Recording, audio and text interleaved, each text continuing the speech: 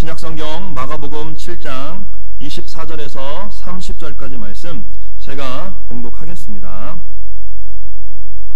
예수께서 일어나사 거기를 떠나 두로 지방으로 가서 한 집에 들어가 아무도 모르게 하시려 하나 숨길 수 없더라.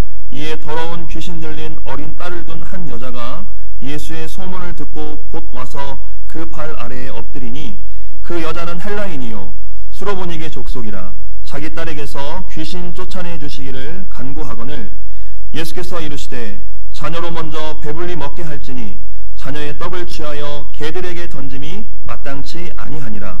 여자가 대답하여 이르되 주여 올소이다마는 상 아래 개들도 아이들이 먹던 부스러기를 먹나이다. 예수께서 이르시되 이 말을 하였으니 돌아가라. 귀신이 내 딸에게서 나갔느니라 하시매 여자가 집에 돌아가 본즉 아이가 침상에 누웠고 귀신이 나갔더라. 아멘. 김영남 목사님 나오셔서 말씀 증거해 주시겠습니다. 우리 크게 할렐루야로 모시겠습니다.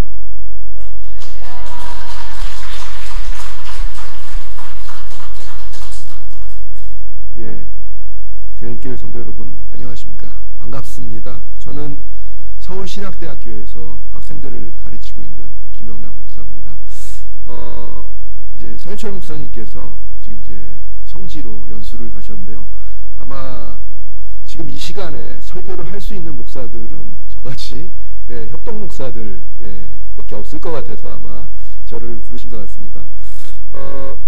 저는 이제 서현철 목사님하고는요 학교 다닐 때부터 같이 알고 지냈습니다. 제가 2년 후배예요. 예, 그래서 제가 1학년 때부터 우리 따르던 형님이셨고요. 그 다음에 예전에 이제 서현철 목사님 부목사로 충북교회에 계실 때 저도 충북교회에서 같이 있었습니다. 지금은 이제 여러분 그 신촌 성결교회에서 협동 목사를 하고 있습니다. 그래서 여러분 여기 계셨던 박현일 목사님을 매주 보고 있죠. 예, 그렇죠. 예, 아유 박 목사님 사랑을 많이 받으셨나 봐요. 예. 오늘은요 제가 여러분과 함께 마가복음의 말씀을 가지고 이제 은혜를 나누려고 합니다. 자, 오늘 말씀을 보면요 예수님께서 한 여인과 대화를 하는 장면이 나옵니다. 여러분 뭐 예수님께서 여인들과 대화를 하는 장면은 뭐 여러 군데에 있습니다만 바로 오늘은 여기 성경에 보면은 수로보니게 족속의 연인이었다 이렇게 얘기합니다. 사실 오늘 만남은요 의도된 만남은 아니었어요. 오늘 성경에 보면은 예수님께서 조용하게 두로 지방으로 떠나셨다고 합니다. 자, 7장 1절부터 23절까지 보면요 예수님께서는 그러니까 요 앞에 있었던 얘기는 예수님께서 예루살렘에서 서기관들 그리고 유대인들하고 논쟁을 벌이셨습니다. 그리고 그들은 율법을 가지고 되게 예수님을 걸고 피곤하게 막 논쟁을 벌였어요. 그리고 율법을 지키지 않는 그 제자들을 막 고발하고 그리고 예수님을 곤경에 빠뜨리려고 했습니다. 물론 여러분 그 앞에 보면 논쟁이 그들이 원하는 대로 흘러가지는 않았습니다. 예수님께서는 그들을 준엄하게 가르치시고 그 논쟁을 덮어버리셨죠. 그리고 제자들에게 그 하신 말씀을 풀어주시면서 이야기를 하시다가 갑자기 오늘의 장면으로 확 바뀝니다. 여러분 오늘 성경에 보면은 바로 두로 지방이라고 나와요. 두로 지방.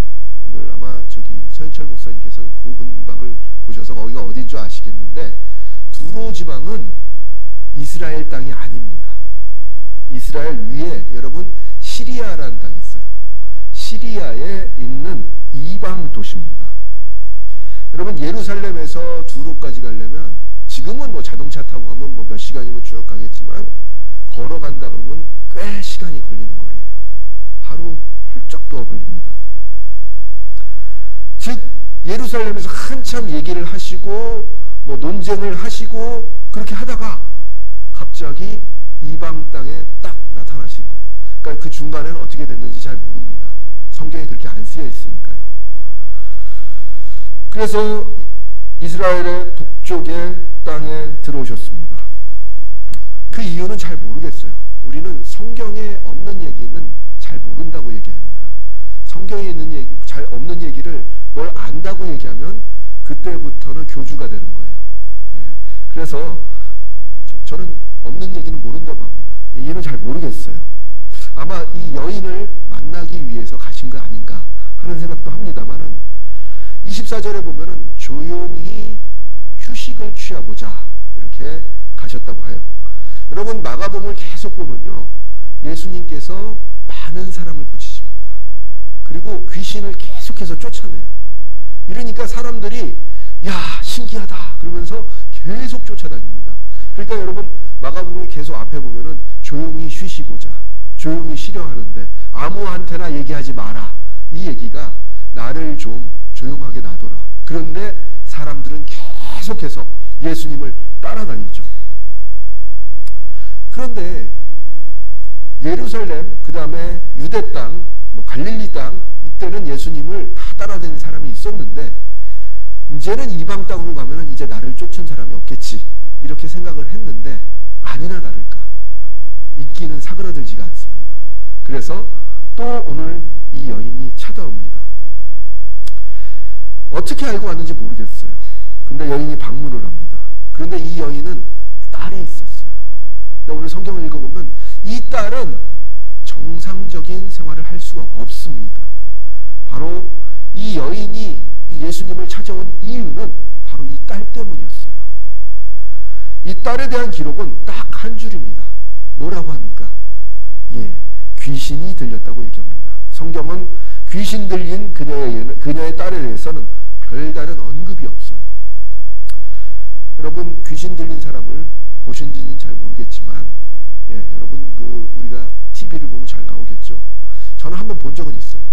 본 적이 있는데 정말 그 사람이 귀신이 들렸는지 아니면 정말 정신이 좀 이렇게 그러니까 아프신 분인지 그건 잘 모르겠는데 아마 뭐 여러분 영화적인 상상력을 동원하면요, 뭐 이상한 목소리를 내고요, 그 다음에 온몸을 막 뭐 사시나무 떨듯 떨리는지 아니면 뭐 먹을 거를 안 먹고 뭐 사람을 놀래키고 이런 삶을 살지 않았을까 생각을 합니다. 이게 단순히 영화가 아니라요, 제가 아까도 얘기했지만 실제로 제가 본 사람은 정말 그랬어요. 계속 이상한 소리를 냅니다. 근데 평소 목소리하고 좀 달라요. 그죠? 이렇게 보면서 한편으로는 좀 무섭기도 했어요. 이 정말 귀신 소행인가 아니면 이분이 정신이 정말 오락가락 하시는 분인가 이렇게 궁금했지만 문제는 뭐냐면 이 사람이 정상적인 삶을 살 수 없다는 것은 뭔가 다른 것에 홀려서 살고 있다는 거예요. 자기 정신으로 내가 이렇게 가야지 이렇게 해야지 라고 생각하는 의지가 아니라 누구에 의해서 조종된 듯한 그런 삶을 살고 있던 겁니다. 그래서 결국은 이런 사람들이 정상생활을 하기 어렵죠. 이 딸도 마찬가지였을 거예요. 여러분 이런 딸을 가지고 있다고 생각해 보세요. 얼마나 마음이 아프겠습니까? 지금이야 뭐 정신병원도 있고 가서 고침 여러 가지 뭐 상담도 받고 약물도 있고 그렇겠지만 그 당시에 이렇게 귀신 들린 사람들이 있다면은 이거는 사회로부터 격리될 수밖에 없었어요. 무섭거든요. 그러니까 저쪽으로 가서 살아라. 그 당시 의술로는요, 이 딸에게 해줄 수 있는 게 아무것도 없었을 거예요. 그런데 그 엄마한테 한 줄기 빛이 보였습니다. 바로 두로라는 지방에 예수님이라는 분이 오셨기 때문에 소문을 듣자 하니까 그분의 능력은 너무나 뛰어나셨기 때문에 못 고치는 사람이 없었습니다. 그래서 그분을 만나보라는 얘기를 누군가는 했을 거예요. 그래서 그 한 줄기 희망을 찾아 예수님이 계신 곳을 수소문해서 겨우겨우 찾아왔을 겁니다. 여러분, 그런데 예수님께서 이 여인을 어떻게 대하셨나요? 아주 반갑게 맞으셨나요? 오늘 성경을 보세요. 절대 그렇지 않습니다. 그렇지만 이 여인에게는 그것이 중요하지 않습니다. 왜요? 이 여인에게는 정말로 사랑하는 그 딸을 고치겠다는 그 일념 하나밖에 없었습니다.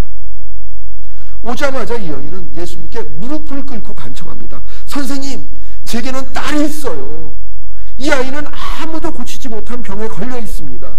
선생님, 어떤 의사도 아이를 고치지 못했습니다. 누구도 이 아이가 나을 것이라는 얘기를 안 했어요.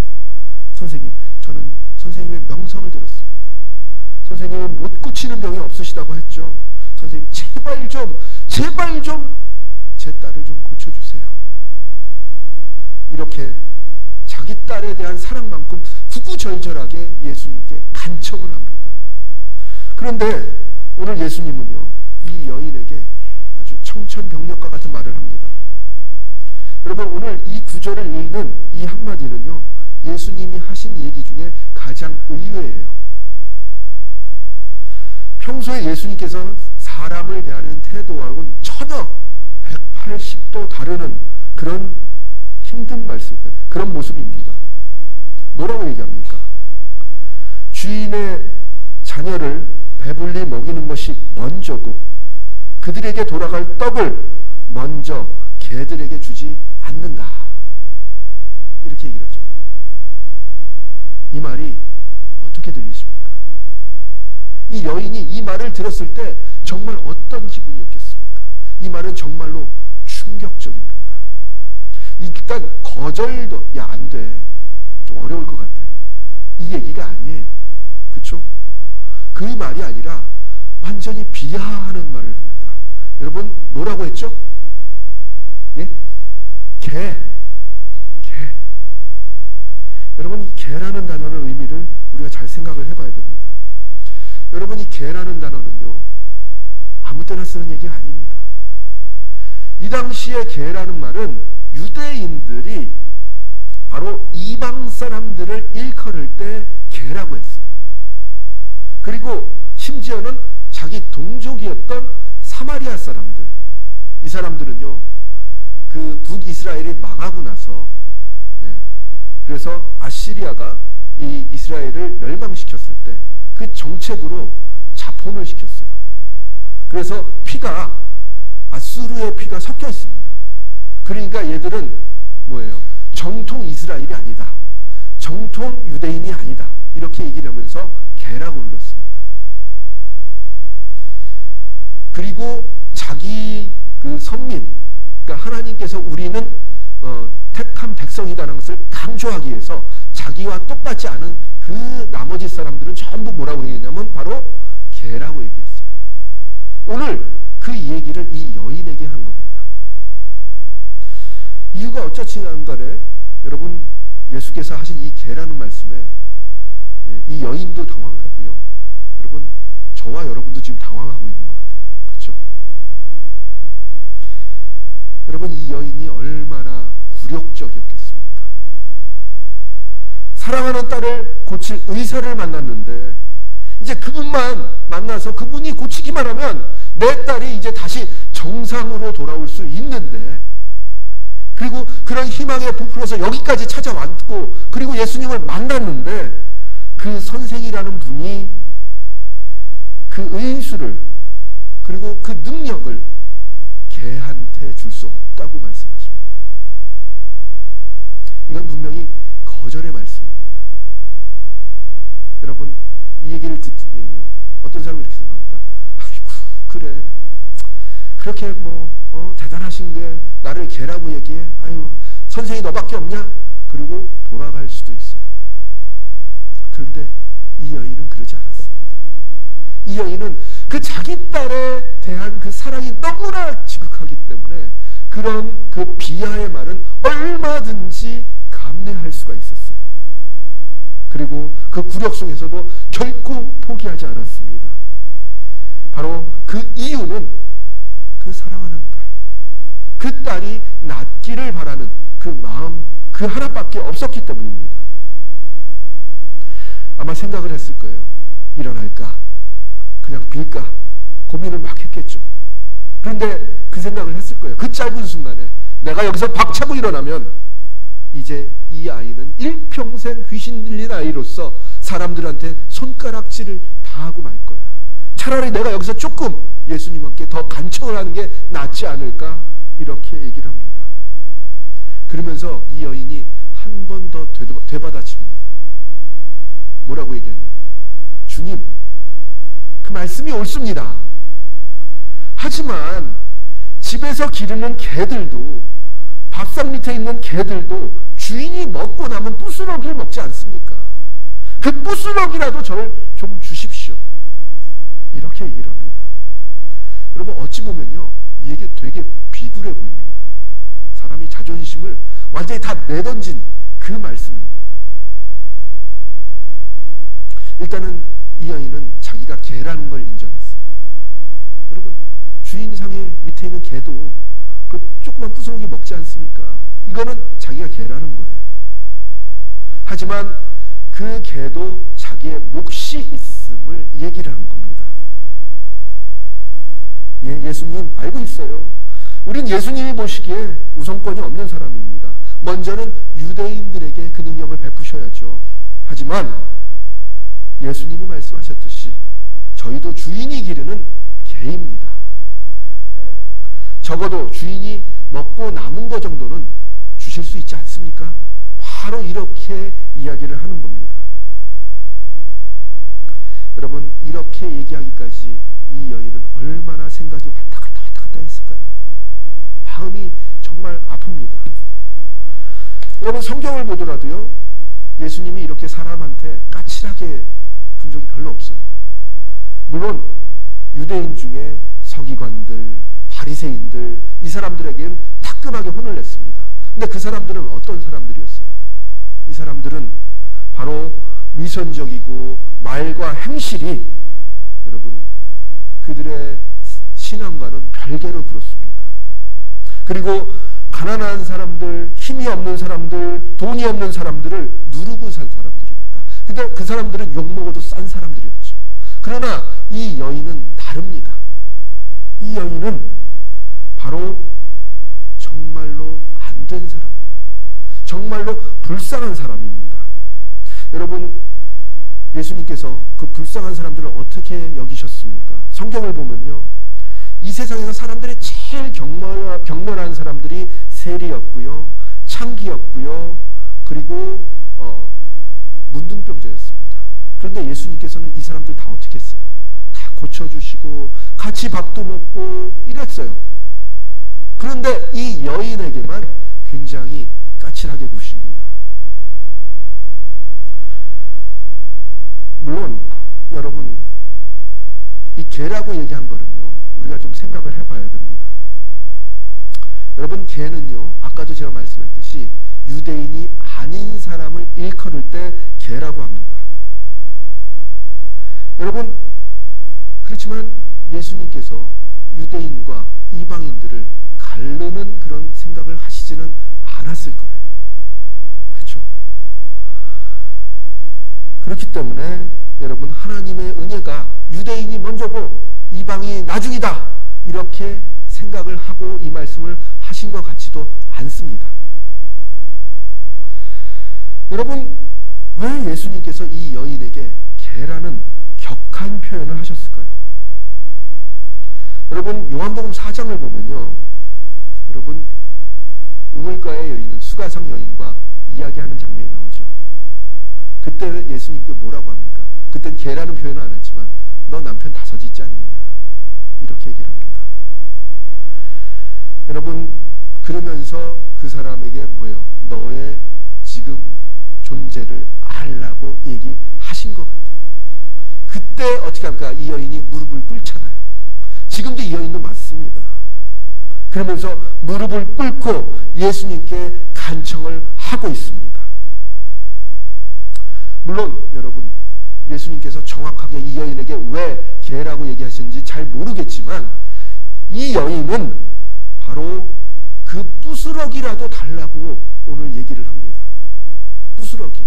저는 이 부스러기라는 단어가 오늘 이 본문의 가장 중요한 키워드라고 생각합니다. 반드시 자녀를 배불리 먹여야 할 음식을 개한테 줄 수 없다. 이것은 이스라엘의 율법이에요. 율법은 이스라엘 사람들만 향해서 주는 겁니다. 그리고 이것은 너의 자녀이기 때문에 당연히 먹어야 될 바로 몫인 거죠. 그 몫이 뭐냐? 상위에 차려있는 모든 음식입니다. 그러나 이 여인은 그 개도, 그 그 주인 앞에서 놓인 개도 그 부스러기라도 좀 주시지 않겠습니까? 라고 얘기를 한 거죠. 여러분, 그러면서 예수님은 그 부스러기의 은혜를 주십니다. 그 부스러기의 은혜는 바로 이스라엘에게 부여됐던 하나님께서 선택한 민족이라고 했던 그 특권이 이제 이방인에게도 가게 된 것을 의미합니다. 이 여인은 자기 딸을 고치기 위해서 갔고요. 그 딸이 낫기를 바라서 예수께 간청을 했고, 오직 관심사는 그 딸밖에 없었지만, 그래서 그 부스러기라도 얻어먹으려고 간청을 했지만, 그 부스러기를 통해서 우리는 그 모든 하나님의 사랑이 유대인에서 바로 그 부스러기를 통해 이방인에게 간 것을 지금 우리가 보고 있다는 겁니다. 여러분, 그 부스러기 때문에 그 작은 일을 경위로 바로 하나님께서 온 나라와 온 세계를 구원하시고 있다는 말씀입니다. 여러분, 부스러기란 말, 부스러기만 아주 작은 걸 얘기하죠. 그렇죠? 별로 중요하지 않습니다. 우린 누구에게 선물을 부스러기로 받았다 그러면 되게 기분 나쁠 거예요. 그죠? 뭐 누가 선물을 줬는데 빵을 줬어요. 빵을 줬는데 빵을 하나를 크게 줘야 되는데 그거 잘라서 요만큼 줬다고 생각해 보세요. 아니, 이 사람이 날 뭘로 보나? 이렇게 생각할 거예요. 하지만 이 여인은 부스러기를 통해서 본인이 원하던 걸 원했습니다. 떡에 전부를 달라는 게 아니라 자격이 없지만 부스러기라도 얻어먹기 위해서 주님께 왔습니다 라는 이 고백이 저는 굉장히 큰 감동을 줍니다. 이 부스러기를 통해서 하나님께서는 많은 것을 역사하시고 결국은 우리까지 구원하시는 놀라운 역사가 일어났다는 겁니다. 오늘 본문의 끝을 보시면 뭐라고 얘기하십니까? 예수님께서 이 여인에게 말합니다. 이 말을 하였으니 돌아가라. 귀신이 내 딸에게서 나갔느니라 라고 말씀하십니다. 세 번역에는 뭐라고 해야 하냐면 네가 그렇게 말하였으니 이렇게 얘기합니다. 결국은 이 여인의 말 부스러기라는 말이 결국은 자기의 딸을 구원했다는 겁니다. 이 부스러기의 믿음이 저는 우리의 신앙이 되어야 된다고 생각을 합니다. 크리스천들은 자기는 하나님의 자녀라고 생각을 하죠. 그것은 하나님께서 우리를 자녀라고 불러주시기 때문에 우리가 자녀가 된 거지 우리가 스스로 난 자녀예요 라고 얘기한 것이 아닙니다. 우리는 결국은 부스러기 얻어먹지 못할 존재인 것을 알고 겸손한 부스러기의 믿음을 가질 때 하나님께서 부스러기만 주시는 게 아니라 뭐예요? 더 큰 은혜를 주시는 겁니다. 여러분, 하나님이 자녀가 되는 건요, 우리는 특권이라고 생각을 해요. 그렇죠? 특권이라고 생각합니다. 특권을 받았으면 뭐예요? 그 권리를 행사를 해야 하잖아요. 그러면서 우리가 기도할 때 보면 그 상에 있는 음식 다 달라고 해요. 이것도 주시고요, 이것도 주시고요, 이것도 주시고요, 이것도 주시고요. 뭐, 자녀니까 다 줄 수 있겠죠. 하지만 이거는 유대인들이 자기가 자녀라는 말로 이 모든 은혜를 다 독점하려는 것과 사실 별다른 다른 점이 없습니다. 여러분, 이 부스러기로 얻은 믿음, 여러분 성경에 보면 다른 비유가 나오죠. 겨자씨만한 믿음. 이것이 우리의 마음속에 들어가서 하나님께 진정하게 우리가 간청하고 우리가 우리의 모든 것을 내놓을 때 이 여인처럼 오직 딸을 살리겠다는 그 간절한 마음으로 우리가 기도를 할 때 하나님께서는 30배, 60배, 100배로 채워주시는 겁니다. 여러분, 이 부스러기는요, 우리의 이 믿음의 시작이었고 그리고 하나님께서 계획하신 온 인류의 구원의 작은 시작이었습니다. 제가 오늘 제목을 부스러기의 패러독스라고 했죠. 파라독스는 뭐예요? 말도 안 되는 거죠. 작지만 커진 겁니다. 우리에게 작은 겸손한 믿음으로 여러분 하나님 나라를 우리가 소유하기를 원합니다. 이 부스러기 같은 이 마음이 바로 하나님 나라의 시작입니다. 겨자씨만한 그 믿음이 하나님 나라의 시작입니다. 여러분, 우리 모두 이 겨자씨만 부스러기 같은 믿음을 가지고 하나님께 온전히